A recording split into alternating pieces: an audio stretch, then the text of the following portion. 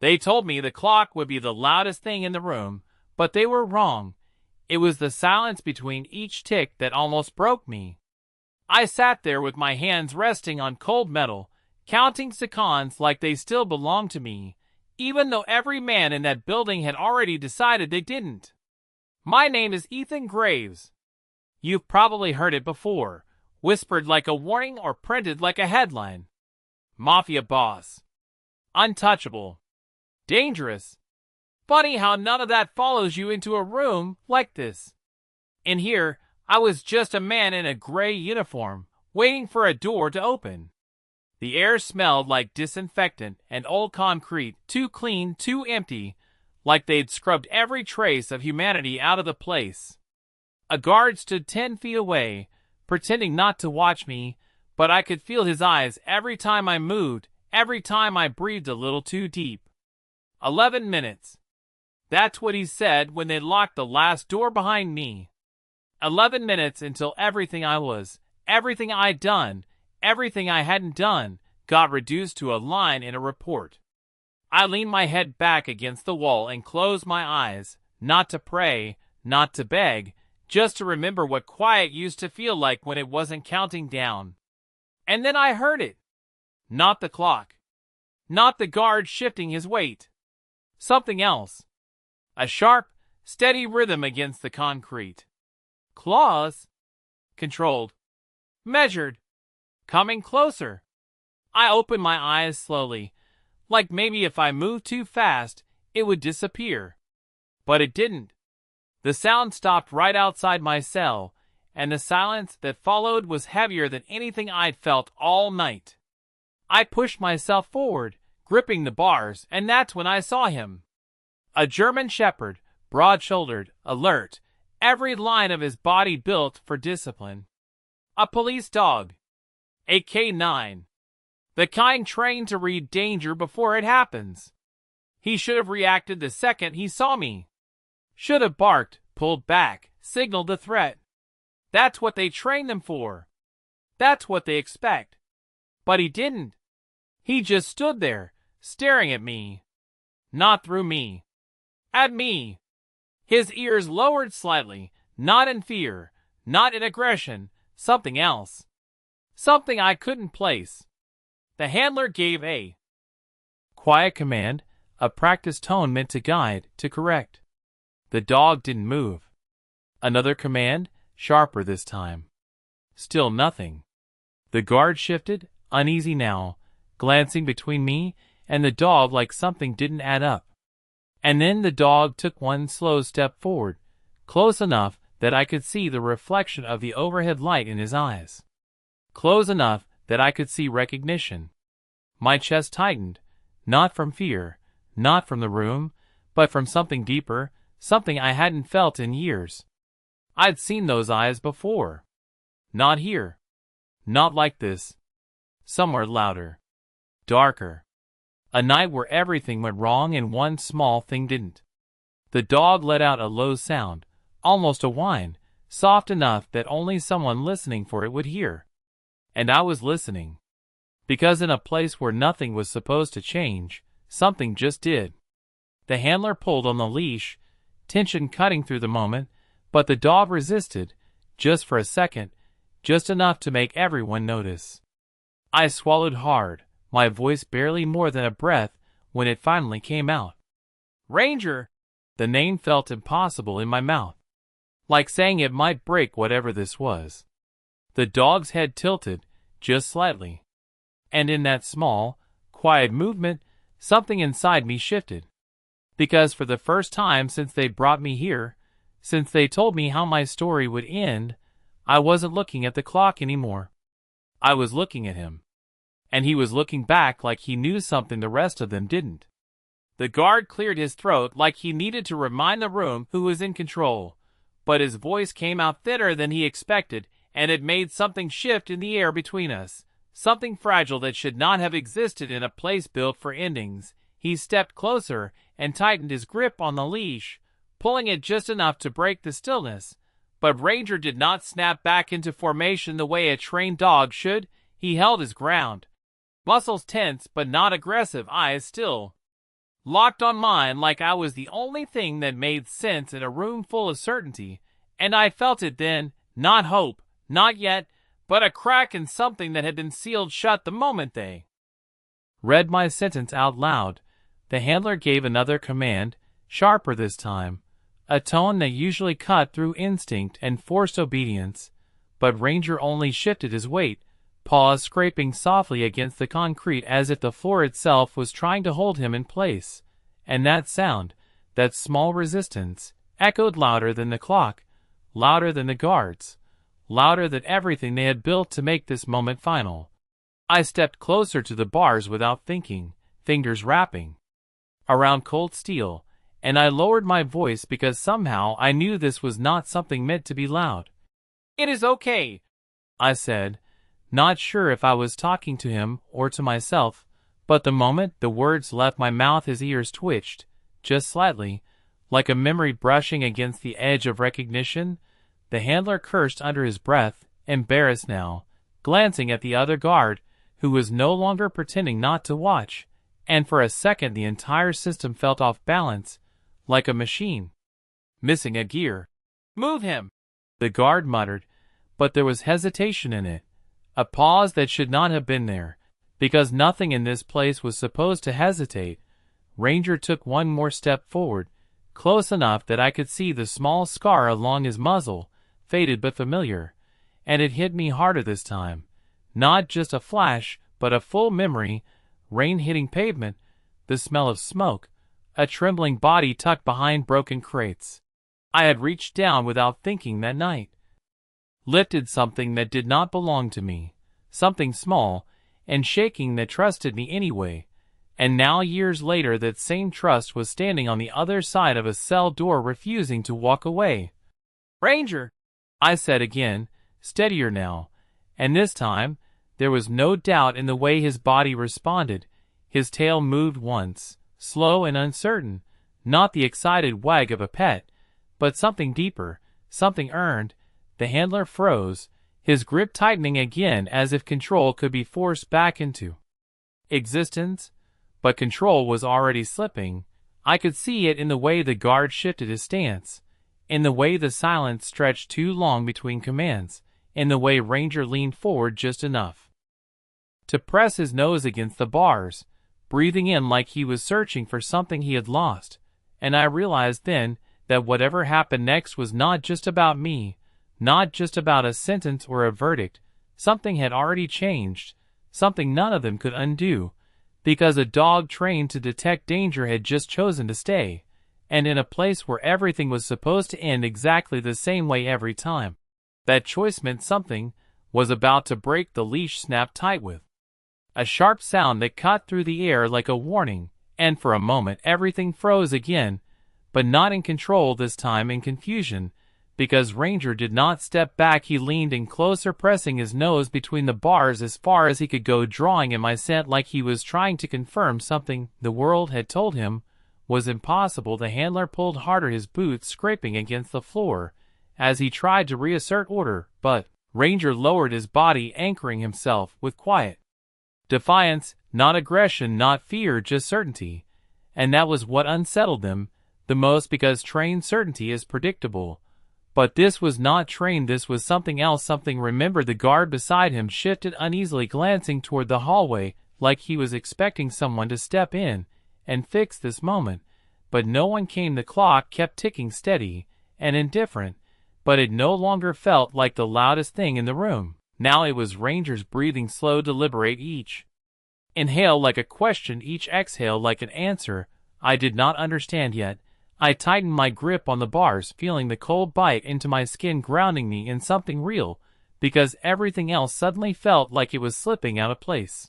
"He is not supposed to do that," the guard muttered under his breath, more to himself than anyone else, and I almost laughed, not because it was funny, but because nothing about tonight was supposed to happen this way. Ranger shifted again, his head tilting slightly, his eyes never leaving mine, and I saw it clearer now, not just recognition, but conflict, like two commands were fighting inside him, one built through years of training, and one older, deeper, something no one had programmed into him.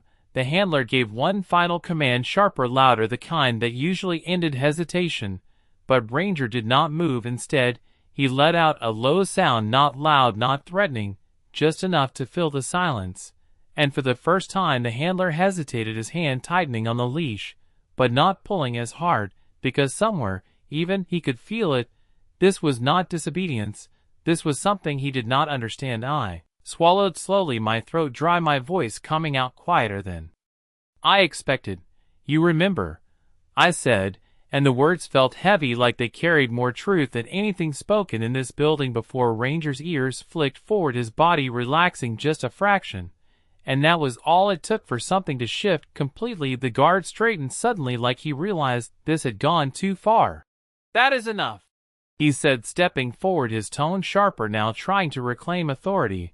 But it sounded forced, like he was convincing himself as much as anyone else. He reached for the cell door keys, metal clinking softly, and the sound snapped. Something in the moment, not in Ranger, not in me, but in the fragile balance that had formed between us, because the second that door opened, this would end. Whatever this was, whatever it meant, it would be gone. Ranger's body tensed again, not in aggression, but in awareness, his gaze flicking briefly to the guard, then back to me, like he was calculating something, deciding something. And I felt it before anything happened, that quiet shift that comes right before everything changes, because a dog trained to follow orders was about to make a choice. And in a place where choices were taken away, the decision mattered more than anything the clock could measure. The metal keys scraped against each other as the guard stepped closer, and the sound landed heavier than it should have, like it carried the weight of something final, something already decided long before this moment ever began. I watched his hand move, steady, practiced, reaching for the lock like he had done it 100 times before, and maybe this was routine for him, just another step in a process that never questioned itself. But for me, for Ranger, this was something else entirely. The handler shifted again, pulling the leash tighter, his voice lower now, not commanding but warning. "Ranger, heel," he said, slower, like saying it differently might fix what was happening. But Ranger did not move, not the way they needed him to. His body stayed low, muscles coiled, but not aggressive, his eyes flicking between me and the door, like he understood exactly what that sound meant, what came next, what could not be undone. The guard paused for just a second, his fingers brushing the cold steel of the lock, and I saw it, hesitation, small but real, like something inside him did not line up with what he was about to do. "It is just a dog," the other guard muttered, trying to push the moment forward, trying to shrink it back into something simple, something manageable. But nothing about this felt simple anymore. Ranger took a step back suddenly, not away from me, but angled toward the side of the corridor, his head lifting slightly, nostrils flaring, like he had caught something invisible to everyone else, something buried in the air that had nothing to do with this room, nothing to do with me. The handler noticed it too, his grip tightening instinctively. "What is it?" he said under his breath, not expecting an answer. But Ranger was already moving now, not fast, not chaotic, but deliberate, each step placed with purpose. As he pulled against the leash, just enough to redirect it, not breaking free, just guiding it. The handler stumbled half a step, thrown off by the shift, and for the first time he followed instead of led. The guard with the keys froze, watching them, like he was unsure whether to continue or wait.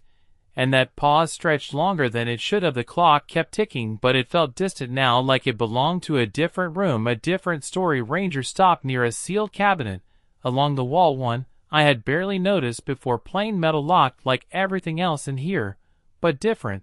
In one way, it held things, not people. Evidence, old cases, closed stories.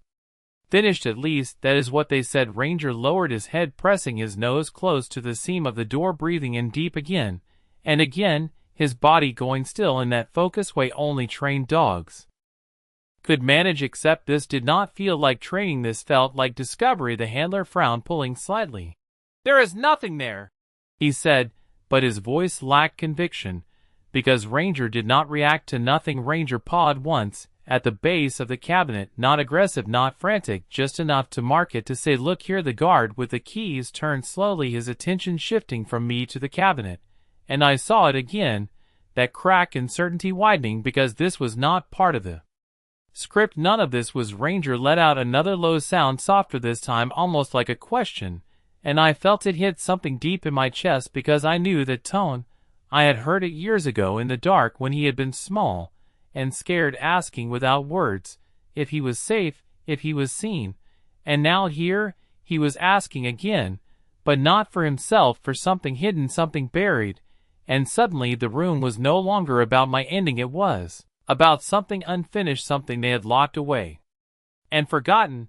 But Ranger had not forgotten, and if he had found it now in this place at this moment, then whatever was inside that cabinet mattered more than the clock, more than the sentence, more than everything they thought. They knew the room shifted without anyone moving, because once Ranger marked that cabinet, nothing else felt certain anymore. Not the clock, not the keys, not the sentence hanging over my head like it had already been carried out. The handler tightened his grip again, but this time it was different. Not control, not authority, something closer to doubt. "He is reacting to something," he said quietly, almost like he was admitting it to himself more than the others. The guard with the keys hesitated, then turned fully toward the cabinet, his hand still hovering near the lock of my cell, like he had forgotten which door he was supposed to open first.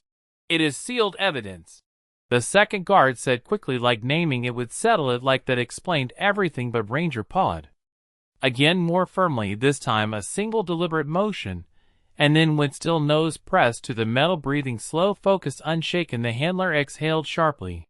"He does not do this without cause," he said, and there was weight in that statement, years of training behind it, years of trusting that when a dog like Ranger reacted there was always a reason, even if humans did not see it. Yet the guard stepped closer to the cabinet now, his boots echoing softly against the concrete, each step sounding louder than it should have, like the room was listening. "We do not have time for this," the second guard insisted, his voice tighter now, glancing toward me like I was the problem that needed to be resolved. But no one moved toward my cell anymore. No one reached for the lock. The focus had shifted completely, and they all felt it, even if they did not want to admit it. "Open it," the handler said finally, not loud, not commanding, just certain. And that was what changed everything, because certainty from him meant something. The guard paused again, keys in hand, the same keys that were meant for my door now hanging useless at his side, as he looked between the cabinet and the handler, and for a second the entire system stalled, waiting for a decision that was not part of any protocol. The clock kept ticking, steady, relentless, but it no longer controlled the room. Ranger lifted his head slightly, eyes sharp now, locked on the cabinet, like he already knew what was inside, like he had known the moment he stepped into this hallway. The guard swallowed hard, then stepped forward, sliding a different key into the cabinet lock. The metal clicked softly, too soft for something that suddenly felt this important. The door opened with a low creak, revealing rows of sealed bags labeled "filed," forgotten pieces of cases that had already been written off as finished stories. "What exactly are we looking for?" the guard muttered, but Ranger moved instantly, nose scanning along the lower shelf, ignoring everything else, bypassing newer files, going straight to something older, something buried beneath layers of time. He stopped at a small sealed bag tucked toward the back and pressed his nose against it again. That same certainty, that same quiet insistence. The handler crouched slightly, reaching and pulling the bag free, and as soon as it moved, Ranger's posture changed, not tense, not uncertain, but resolved, like he had found what he came for. The guard leaned in, squinting at the label, faded but still readable case, number partially worn, date matching the night everything went wrong. The night they said I ended someone's life. The handler turned the bag, slowly examining it, and I saw it then, the shift in his expression, subtle but undeniable. Something inside that evidence did not match what they believed, and suddenly the room felt smaller, tighter, like it was holding its breath, because whatever Ranger had found was not just a mistake, it was something. They had missed something, they had overlooked something that should not have been ignored, and if that was true, then the story they had built around me was not as solid as they thought. And for the first time since I sat down in that chair, I realized the clock might not be counting down to the end, it might be counting towards something else entirely. The plastic of the evidence bag crinkled softly in the handler's hands, and that small sound carried farther than it should have, like it was cutting through layers of certainty that had been stacked for years without question. He turned it slowly under the harsh overhead light, and Ranger stayed perfectly still beside him, no longer searching, no longer questioning, just watching like his job was done, like he had already delivered the answer. And now, it was up to them to decide what to do with it. The guard leaned in closer, squinting at the faded label, brushing a thumb across the surface, as if clearer sight might bring clarity to something deeper. "This was logged the night of the arrest," he said quietly, and that word arrest echoed differently now, heavier, less final. The second guard shifted behind him, arms crossing tighter across his chest. "It was processed already, everything in here was processed," he insisted, but there was a strain in his voice now, a need to believe that what they had built was still intact. The handler did not respond right away. He opened the seal carefully, like he understood this moment mattered more than any rule he might be breaking, and reached inside, pulling out a single item wrapped in protective lining. He unfolded it slowly, revealing a worn leather glove darkened with age, and something else, something that did not belong to time alone. Ranger's ears lifted slightly, his focus sharpening again, but he did not move closer. He did not need to. The handler studied the glove, turning it over, examining the stitching, the wear pattern, the subtle marks that only someone trained to notice would understand. "This was not listed in the primary report," he said finally, his voice lower now, more controlled, like he was holding something back. The guard blinked. "That is not possible. Everything was catalogued." But his words lacked conviction, because he could see it too, the mismatch, the inconsistency, the detail that should not have been overlooked. The handler reached into the bag again, pulling out a smaller sealed envelope, this one thinner, more fragile, and when he opened it, a faint sound slipped into the room, not loud, not dramatic, just a quiet mechanical click as he pressed the small device inside, and a voice began to play, distorted by time, but still clear enough to carry meaning, not a confession, not a full story, just a fragment. But fragments can be enough when they do not fit the story you were told. The guard straightened abruptly, his eyes flicking toward the hallway, like he expected someone to step in to stop this, to shut it down, to return everything to the way it was supposed to be. "Turn that off," he said quickly, but the handler did not move, not yet, because he was listening, really listening, and that changed everything. Ranger lowered his head again, not in submission, not in exhaustion, but in quiet confirmation, like the sound matched what he had already found, what he had already known. The room felt smaller now, tighter, like the walls had shifted closer around all of us. The clock was still ticking, but no one was counting anymore. No one was watching it, because the moment had moved beyond time, beyond schedule, beyond procedure. The handler looked up slowly, his eyes moving from the evidence to the guard, then finally to me, and in that look there was something new, not doubt, not fear, something closer to realization. "We need to stop this," he said, and the words landed heavier than any sentence that had been spoken tonight, because for the first time someone inside this system was not following it. They were questioning it, and if that question held, then everything that came after it could change, because a story built on certainty had just been interrupted by something small, something forgotten, something a dog refused to ignore, and now that it had been seen, it could not be unseen. The words hung in the air longer than they should have, like the room itself did not know how to respond to them, because nothing in this place was built for stopping, nothing was designed to question what had already been decided. The guard stared at the handler, his expression tightening, like he was trying to force reality back into something familiar.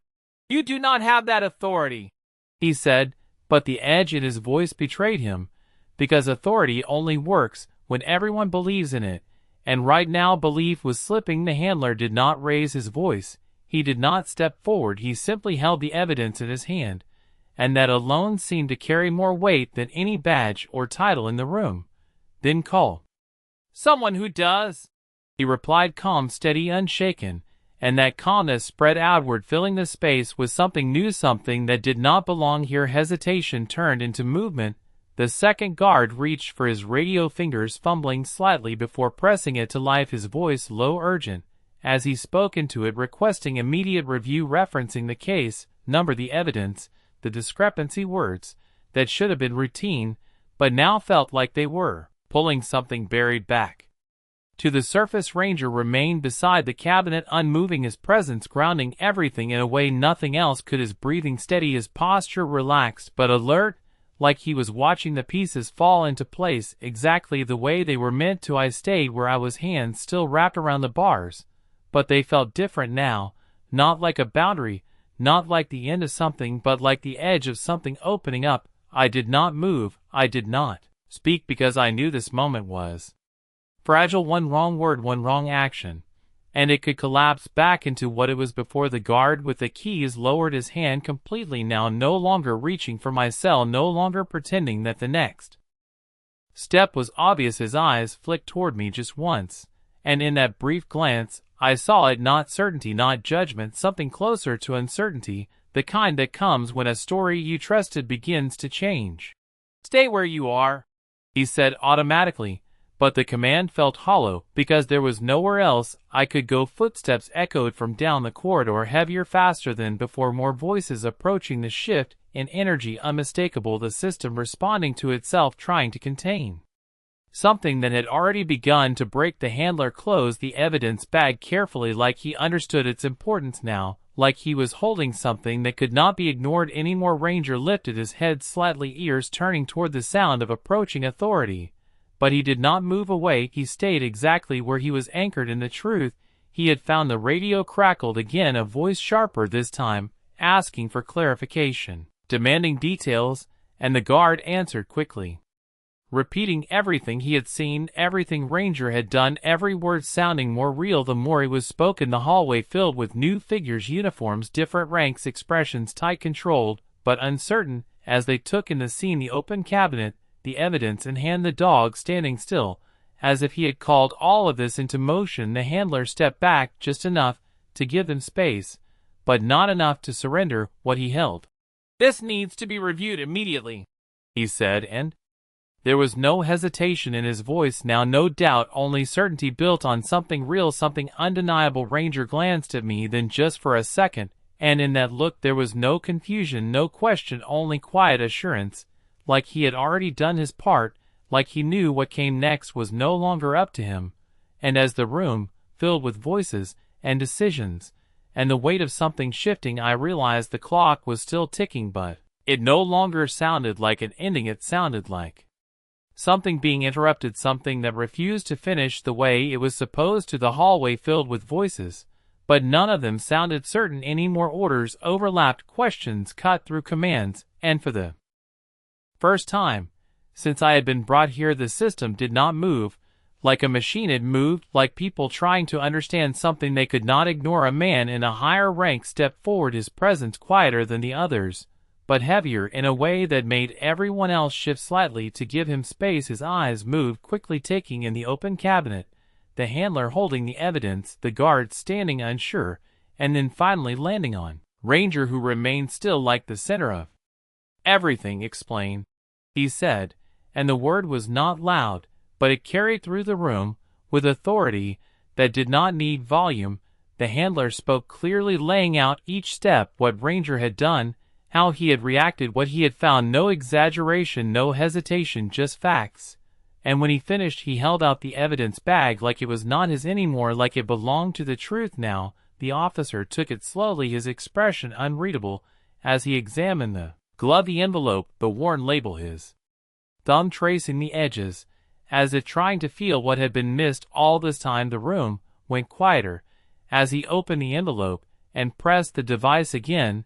The faint recording filled the space once more, and even though it was brief, even though it did not tell the whole story, it was enough to shift something fundamental, because it did not fit what had been accepted as final. The officer exhaled, slowly lowering the device, his gaze lifting toward the guards, then toward the handler, and finally toward me. And in that look there was something that had not been there before, not judgment, not distance, but recognition that something might be wrong. "Why was this not flagged?" he asked, and no one answered, because there was no answer that would make sense. Not now, not anymore. Ranger moved, then just slightly, stepping forward one pace, his posture calm, his eyes steady, as if reminding them all that this was not confusion, this was clarity that had been ignored. The officer nodded once, a small motion, but decisive. "We are suspending the procedure," he said, and the words landed heavier than anything else that night because they changed everything. The second guard let out a breath. He had been holding the one with the keys. Lowered his hand completely, the metal no longer trembling with purpose, but resting without direction. The radio crackled again, voices asking for confirmation. And this time, the response came without hesitation. "Execution is on hold pending immediate review." The words echoed through the corridor, carried beyond the room into places where decisions were made and reversed and reconsidered. The handler finally relaxed his grip slightly on the leash, not releasing it, but no longer pulling. Ranger stood beside him, calm, unwavering, like he had known this would happen, like he had trusted something deeper than training, deeper than orders. I stepped back from the bars, slowly, my hands falling to my sides, the cold metal no longer the only thing keeping me grounded, because something inside me had shifted too, not fully, not completely, but enough to feel it, a space where certainty had once lived, now filled with possibility. The officer closed the evidence bag, carefully holding it like it mattered, like it always should have, and turned toward the hallway, already giving quiet instructions, already moving the system in a new direction. And as the noise began to settle into something more controlled, something more focused, I realized the clock was still there, still ticking, still counting, but it no longer felt like a countdown to an end. It felt like time had been given back, just enough to ask a question no one had asked before, and in that question everything was about to change. The room did not return to what it was before, because once something is questioned, it never fits the same way again. The voices softened into controlled discussions, the urgency still there, but different now, focused not on finishing something but on understanding it. And I stood there inside the same space that was meant to end me, feeling it shift around me like the walls themselves were reconsidering their purpose. The officer moved with quiet precision, giving instructions that changed the direction of everything. Redirecting people, redirecting attention, redirecting time itself. The evidence bag never left his hand, held carefully, like it carried more than just objects, like it carried the weight of a decision that had been made. Too quickly, the guards no longer looked at me the same way, not as a task, not as a certainty, but as a question they had not expected to face. Ranger stayed close to the handler, but his focus drifted back to me again, not constantly, not urgently, just enough to remind me that he was still there, that whatever this was had not been imagined. The handler followed his gaze briefly, then looked back at me too, and for a second there was something unspoken between us, acknowledgement not of who I was before, but of what might have been missed. The clock continued its steady rhythm, but now it sounded distant, like it belonged to another version of this night, one that had almost happened but did not. The officer spoke again, quieter now, directing someone down the corridor to verify records, to pull files, to cross-check details, every word deliberate, every step pulling the truth further into the open. And with each instruction, the certainty that had once filled this place faded a little more, replaced by something less comfortable, but far more real. Doubt turned into investigation, investigation turned into possibility, and possibility was something this room was never meant to hold. I leaned back slightly, no longer gripping the bars, no longer bracing myself against the inevitable, because the inevitable had just been interrupted, not erased, not solved, but paused long enough to breathe, and that breath felt unfamiliar, like something I had forgotten how to take. Ranger shifted once more, stepping closer to the handler's side, but keeping his body angled toward me, as if he was still watching, still making sure the moment held. The handler gave a small nod, almost to himself, as if accepting something he could not fully explain, but could no longer deny. The officer turned toward the exit, already moving to carry this beyond the walls of this room, beyond the system that had nearly closed around me. And as he passed, he glanced back one last time, not at the guards, not at the cabinet, but at me, and in that glance there was no finality, no decision, just recognition that the story was no longer complete. The hallway began to clear slowly, the noise fading into something quieter, something more controlled, but the shift remained. It lingered in the air, in the way people moved, in the way they spoke, in the way they looked at everything with just a little more caution, a little more thought. And I stood there in the middle of it all, realizing that nothing had been proven yet, nothing had been undone, but something had been opened, something that could not be closed again, because a single moment, a single instinct, a single refusal to ignore what did not feel right had changed the direction of everything. And as Ranger finally turned his head away following the handler down the corridor, I felt it clearly for the first time. The night was not over, not for me, not for the truth, not for what came next, and whatever had been buried all those years ago was no longer staying hidden.